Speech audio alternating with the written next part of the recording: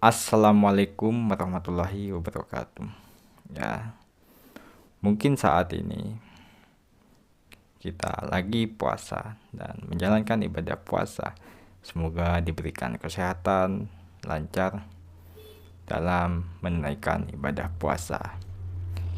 Sebelum kita lanjut videonya, channel Suara Kita akan menampilkan lagi sebuah video yang mana cukup menarik yaitu dari Kang Deddy Mulyadi, yang mana beliau lagi proses ataupun mengecek keadaan sungai, yang mana pelebaran sungai yang akan dilakukan ya. Tapi di sana sedikit kendala karena pemukiman warga sudah bersertifikat dan untuk pelebarannya masih diurus lagi ataupun dirembuk lagi ataupun direncanakan lagi seperti apa kedepannya dan gimana. Kita simak dulu videonya dan kita tonton sampai selesai. Alasan teknis, jangan pada diem baik. Bupati Bekasi sebenarnya sudah ada proyek untuk normalisasi sungai, pengerukan dan pelebaran di Kali Bekasi. Di Kali Bekasi kan? Sungainya Sungai Bekasi. Di daerah mana? Di Babelan, Pak. Babelan. Oh, Babelan yang kemarin ditinjau oleh Pak Presiden. Iya, Oke, daerah Babelan yang ditinjau oleh Bapak Presiden Prabowo kemarin itu ada proyek normalisasi sungai, yaitu pengerukan dan pelebaran. Nah kan? Penambahan tanggul. Dan penambahan tanggul. Ada masalah. Masalahnya apa? Sekarang itu, Naon masalahnya? Sing tarik ngomong nak. ya, siap. Ah. Jadi masalahnya itu sekarang sampai dengan saat ini progres pekerjaan sudah 50%. Ah. Karena 50% itu tidak melewati lahan bersertifikat atau lahan ini. Nah, sekarang masalahnya sisanya itu semuanya itu bersertifikat tanahnya. Oke. Mohon bisa cepat. Sama lagi bahwa daerah aliran sungai yang akan dinormalisasi sudah ada sertifikat hak milik. Ya. Betul? Ya. Jadi bukan hanya laut yang disertifikatkan, sungai juga disertifikatkan, isukan langit sih disertifikatkan. Betul? Ya. Jadi nanti kita turun ke sana Pak, milih banjir, milih ridoken sungainya, itu aja ya. Oke. Ini saya lagi di Kali Bekasi, tadinya mau berjalan sini Pak, kasih penjelasan. Bapak sini, biar publik tahu apa sih masalah kita.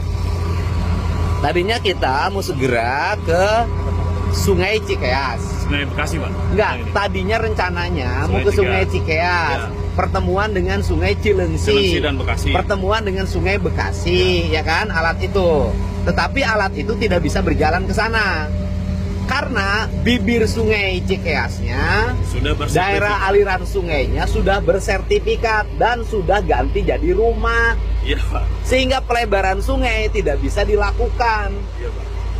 Ya kan, tidak Ya, bisa Pak, dilakukan karena sudah berubah jadi pemukiman. Nah, kalau saya nggak ada urusan, tahun ini harus tuntas, harus ada pelebaran pemukimannya, ya harus direlokasi. Pertanyaan Bapak, ngomong dengan keyakinan nih Pak, Bapak dari mana?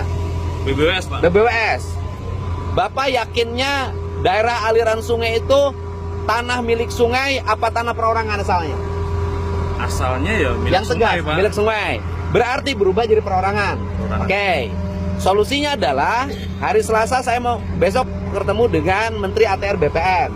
Kita bahas tata ruang, Bapak besok hadir.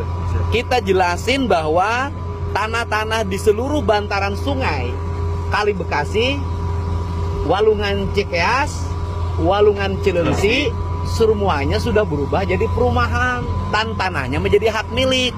Jadi kalau dilakukan pelebaran sudah tidak mungkin, harus ngebebasin. Tapi menurut saya kalau riwayat tanahnya salah, BPN berhak mencabut.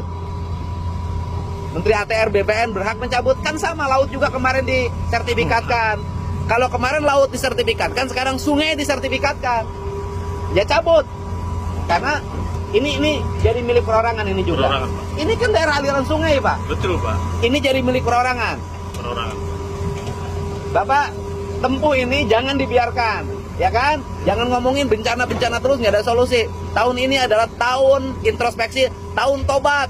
Termasuk yang harus tobat bukan hanya tobat tata ruang, tobat yang menyertifikatkan sungai.